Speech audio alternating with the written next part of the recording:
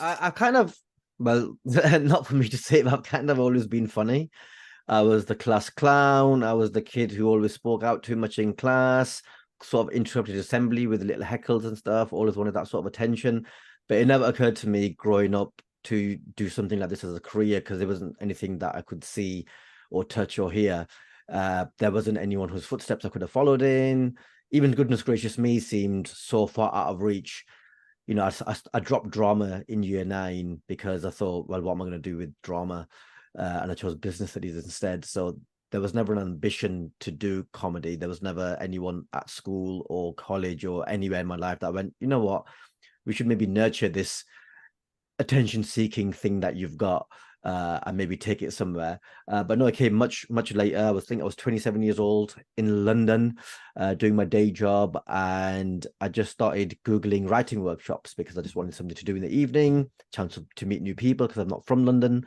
And in doing that, I found a stand-up workshop. And I thought, wow, my friends do always tell me I'm funny. I did enough to believe them. So I thought this is something that I could possibly do. Worst case scenario, I'll meet new people, make a fool of myself. I can cope with both those things. I can live with that. So I went on it was 1 day a week for 6 weeks. It didn't teach you how to be funny, but it teaches you the mechanics of stand-up, writing, technique, that sort of stuff. And I just got bitten by the bug. At the end of it, there was a showcase where everyone on the workshop invited their family and friends to come and watch our first ever gig. And that went really well. People laughed when they were supposed to laugh, as opposed to at me. They were laughing with me, which was great. And then I just jumped onto the open mic circuit in London, which is the lowest rung of the comedy ladder. And London has a thriving, burgeoning subculture open mic scene. And I just threw myself into that. And eventually, 6 years later, I could earn enough money that my hobby became a job. And I quit my day job, quit London, moved back up north, and I've been doing comedy full time ever since. And it's quite a tricky journey, explaining to people that this is what I want to do, explaining to family. But as soon as you mention things like the BBC, or you explain to your mum that you are making money, then they kind of be like, okay, fine.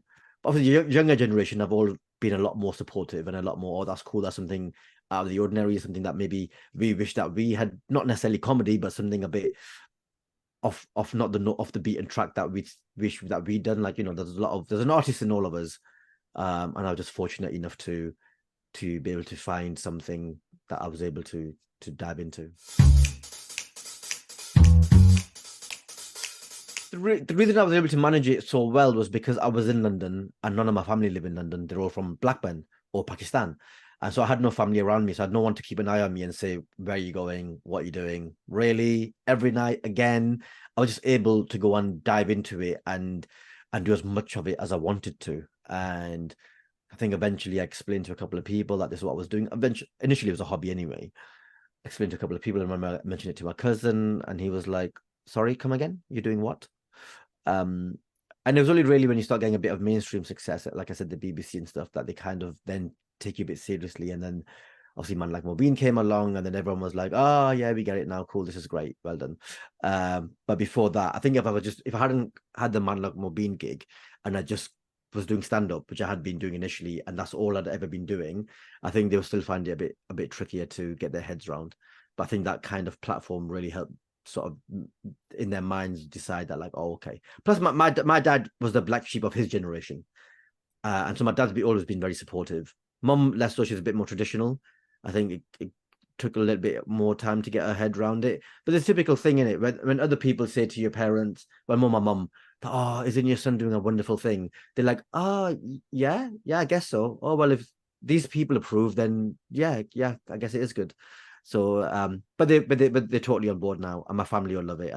But what I like about Blackburn is people don't really bring it up.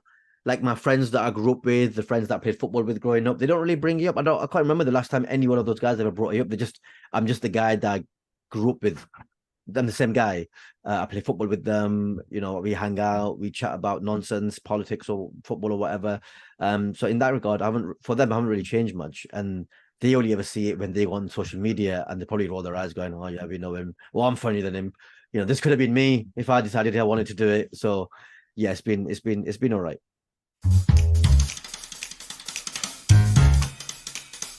I mean, every audience is different. The great thing about audience interaction is your audience will be different every single time. But generally, I go out, I see the faces, and you can kind of see faces that don't want to be picked on. And so I tend to avoid those people because like they don't want to, they're not there for that. They might be a bit too introverted or something. And even going to like talk to them and stuff is not going to give you anything. So generally, I try and look for the faces. Not that you don't always get it right, but you kind of generally can get a sense of it doing this long enough that who wants to be approached, who doesn't want to be approached. So I try and focus on the people that look like they do want to be approached, but you don't want to go too far. You don't want the people who are overly keen as well, because they kind of want to make the show about them. So you want to avoid those people as well. So you kind of want that middle ground between you don't want to avoid the people who don't want to be approached, and you want to avoid the people who definitely want to be approached. And you want to kind of have that middle ground of people who won't mind being approached. And then just kind of start having a conversation, find out where they're from, what they do, who they're with. And then from there, I just kind of see if there's any comedy that can be mined. It's a bit annoying for me because a lot of my audience tend to be quite well educated, or they tend to have quite normal, boring jobs, like an accountant, like a project manager, like finance, whatever. And so those make it a bit more difficult to get comedy out of. And so I always like it when someone has a slightly different job, because I like to explore that and find out about it just for myself more than anything. And then you can find the comedy in it. But when someone does a normal job, there's only so many times you can take the mick of an accountant or someone in finance or whatever. Or if you talk to someone who's an accountant, you do your accountant stuff, and then you move on to the next person, and they're also an accountant, and you're like, oh God, please give me something different. But that's the danger of my audience, who all tend to be well educated with sensible, normal, good parent pleasing jobs. Crowds tend to be in the big cities: London, Manchester, Liverpool, Birmingham. Bristol is a real favorite of mine.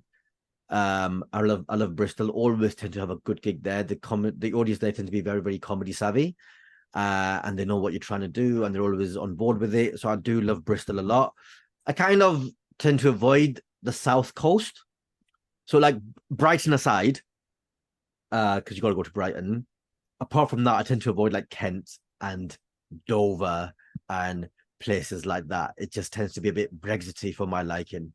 But I am doing Canterbury on my next tour, and I'm doing Southampton as well. So I'll see how those go. But it's a shame because in every town there probably would be people who would like to see me, but I just need to find enough of them to be able to sell out a show in a particular town of people who do want to see me, rather than people who've been dragged to see me and they're like, this is not my cup of tea.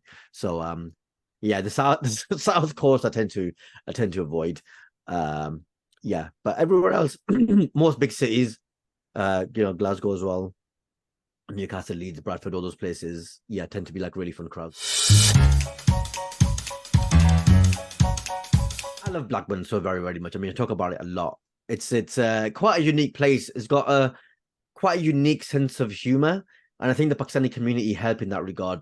Very dry, very sarcastic, very witty, and it's sort of everything that people like about my comedy, I've kind of got from Blackburn. I've got from the people around me. I've got from my dad. I've got from the people who I went to school with, and I just managed to get all those influences and package it into myself and sell it. But my sense of humor, you'd recognize it in a lot of people in Blackburn, and I love that. We've got a great food outlets. Food here is great. People are very friendly. Just enough crime to keep you on your toes and make it an exciting place to live. We get good snow in the winter that keeps you indoors for a couple of days at a time. So yeah, it's a great place to live, and very, very affordable house prices. So brilliant. I love it. I don't really know. It's a good question. I'm not really a question that I think about that often, but I guess I'm both, aren't I? I'm British and I'm Pakistani. I was born in this country. I'm British as anyone else, and I'm also Pakistani because my parents are from. They were both born in Pakistan. My mum grew up. My dad came a bit earlier, but my mum grew up there, so she's very Pakistani. Dad's very Pakistani as well, but he's been here since he was 6. He's also very British. And so I'm both of those things, and those things can mean different things. It means you have a wide appreciation of two different set of cultures. It means you speak two languages. It means you can blend in and out of different parts of society and different cultures. It means you have family abroad. Yeah, it means a lot of things. I think I'm very, very I don't want to say the word proud because it's not something I've achieved. people say proud a lot of things that they had no control over. But I like being both those things. Yeah. Secret Diary of a British Muslim, aged 13 and 3/4, which is about my life growing up in Blackburn in the 90s. And I just wanted to write a book about, well, first of all, you need something to do in lockdown. But secondly, I wanted to write the sort of book that I wish I'd read when I was a teenager. I wish that someone in my dad's generation had written a book about what it was like being Pakistani, British, growing up in this country, and Northern as well, Muslim, and what all of those things were like growing up in this country at that time. And I was able to write that. I was able to provide a snapshot of what it was like being British, being Pakistani, being from up north, being Muslim, all those things, working class, and what that meant in that specific moment in time. And so there's a lot of things people in there will recognize. A lot of people have read it. A lot of people have loved it. A lot of nostalgia in there. I talk about a lot of things that we grew up with, TV shows, movies, cultural things, sport, also specific things that I went through that anyone from any community could relate to. Going to school, being bullied, growing up with siblings, falling out with people, all that sort of stuff. Some of the pranks you get up to, some of the sad things that might happen to you, some of the tragedy that happened to you. So all universal stories that people can relate to, but from the point of view of this is happening to a Pakistani British boy at a specific moment in time. And so, yeah, I was so happy with how it turned out and how it was received. So, yeah, if you haven't read it, please do. Few things. First of all, that I did go through a lot of struggles in my life. You know, nothing was handed to me. I had a lot of great people around me who supported me throughout my whole life. And I also went through a lot of trials and tribulations, and there might be people going through something similar or worse than me, I'm sure, than I went through in my book. And I just want people to know, who maybe a younger audience reading it, that those things won't define you, and those things won't mean that you can't go on to achieve your ambitions and your desires and go on to make something of yourself. And even similarly, people who are a bit older, it doesn't mean, you know, I grew up in I had a very traditional upbringing in a very traditional household, and that doesn't mean you have to be stuck and rigid to one path. You can, you know, go and chase those ambitions and those dreams, and maybe just do it as a hobby. It doesn't have to be a full-time thing like I'm doing. You could just chase your dreams as a hobby, and there's nothing wrong with that. I'd also get a sense of, for younger people, what their parents went through, and maybe for an older generation, what their kids went through, and for our generation, what we went through from a slightly different perspective. Because, you know, being from up north is different to being from down south, is different to being from Wales, and we'll all have had different experiences, but there'll be parts of the book that definitely everyone can relate to. I needed advice from other couples, let alone me giving advice to other couples. Just cherish your time, and hopefully you've all married the person that you want to live with for the rest of your life. Can't speak for people who are not in that situation, unfortunately. If you're in that situation, get out would be my advice. But if you're in a situation that you're happy in and you want to be with that person for the rest of your life, you know, just cherish the time that you have. That time goes so quickly. 18 months have passed in the blink of an eye. And you know, it doesn't mean we don't argue and fight and all those things, but I've cherished every moment of it. And yeah, no, I love it. I'd definitely do it all over again. So I cherish those moments, and just make sure you spend quality time with each other. Life, people around me, the news. So yeah, I take inspiration from a lot of different places. Some stuff is stuff that's happened to me, some stuff that I've thought about looking at other things, and some stuff that's happening in the news and I want to talk about it. So all of those different places I draw inspiration from. I also draw inspiration from a lot of different types of comedians in terms of style. So writers like Trey Parker and Matt Stone, who made South Park, or Armando Iannucci, who made The Thick of It, or Chris Morris, who made Four Lions, a film that I'm sure our audience knows and loves. But also stand-up comedians like Dave Chappelle and Sarah Millican and Stuart Lee and Omid Jalili and so many other people, Paul Chowdhury, so many other people I'm sure I'm forgetting as well. So yeah, draw inspiration from a lot of different places. Every time a gig doesn't go well, and it happens, you know, it's like having a bad day at work. We'll all have no matter how good we are at our jobs, everyone has a bad day at work. It doesn't matter how experienced you are as well. It happens. And for us, that means a show not going well, or people not laughing, or for whatever reason, the atmosphere being weird, or the organization of the show being such that it's difficult to perform because the sound isn't great or the lighting isn't great or people are not sat in a way that they can hear properly. And whenever that happens, it's always a tricky gig. And that was fine when you were less experienced because people didn't really know who you were. So you can kind of get away with it, water off a duck's back. But now when it happens to me, not that it happens very rarely, but it happens kind of once a year, I guess. People in the audience know who you are. And they know you're eight from man like Mobeen, or they know you're Tez Ilyas, and you've got these tours and shows and all that, and they've seen your videos on TikTok or Instagram, and they're looking forward to it. And then it just so happens to not be a good gig. It just the atmosphere is not conducive to a good gig, and you're like, don't come see me. Come see me at a comedy club where it's set up right, where that's where you're supposed to see stand-up comedy, not in this corporate environment. But sometimes that can be that can be embarrassing when you know people in the audience know who you are, and you're like, this is not the circumstances in which I wish you'd see me do this.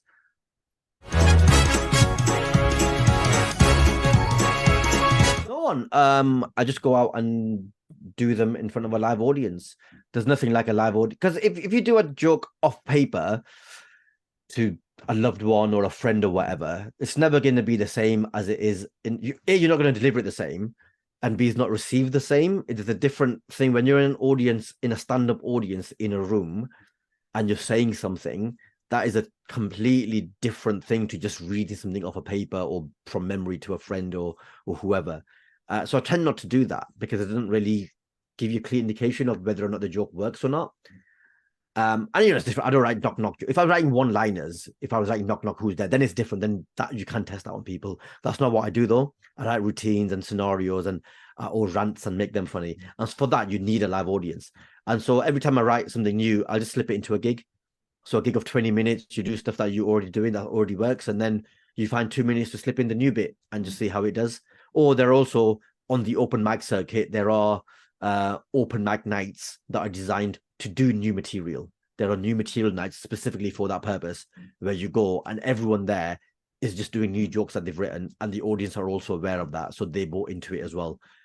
So yeah, that's another place where you can also do your new material, and that was easy in London, just because it's easy to get to gigs in London.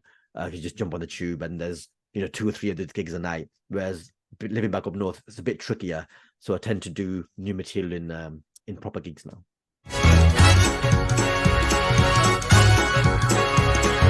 More of the same, hopefully. Some more cheeky, provocative, close to the knuckle jokes that my audience loves me for. Also questioning the state of the world in places. And yeah, I guess you'd probably get to know a little bit more about me and where I'm up to in my life after 8.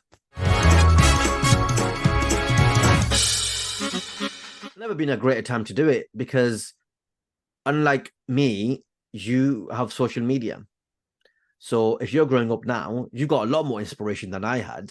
People probably don't even look to stand-ups anymore. They're on TikTok, looking at influencers, looking at those comedy content creators on Instagram and TikTok and YouTube, and do that.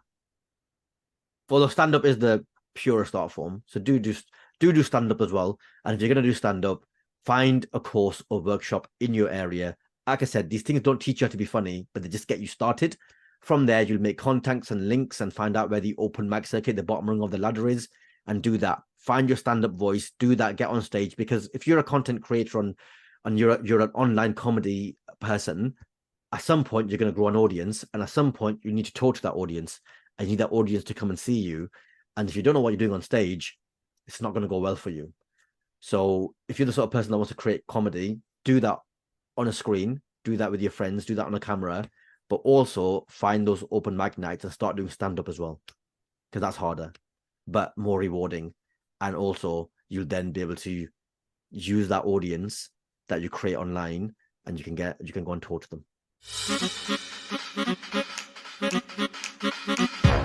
No, I didn't really have a mentor per se, not a single mentor, but I had a lot of friends on the circuit who were all great. We were kind of starting off at the same time, so we were able to be each other's support networks and meet each other at gigs and give each other feedback and stuff. But also, every time I met someone higher up the comedy chain than me. They've also been very supportive and nice. Sarah Millican's always been very nice. Omar Jalili, lovely guy. Paul Chowdhury, very supportive. Jason Manford, an absolute diamond. And so they've always, helped me, put me on bigger gigs or help me with bits of advice on material. And also circuit legends like Justin Morehouse, Jeff Innocent, Alex Boardman, people, maybe names that the audience maybe not as familiar with, but who are absolute circuit legends. And every time I bump into those guys, they've always imparted words of wisdom and just been very supportive. So the circuit is full of very supportive people, and I'm very grateful for that.